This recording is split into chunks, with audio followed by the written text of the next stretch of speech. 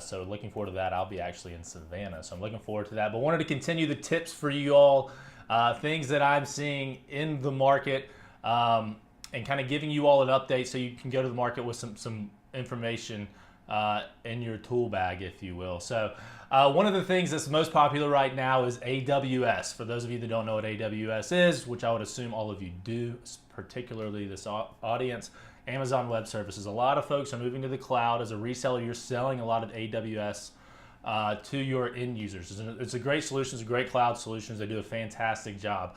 But what are you doing with the stuff that they leave behind? A lot of folks are going to a hybrid cloud solution where they're leaving a lot of this stuff on site, their legacy technology. Are you guys just saying, oh, that's scraps and it's not, there's nothing in it for me, it's just scraps. I sold the AWS solution. That's what my boss has been pitching me. It's a great solution.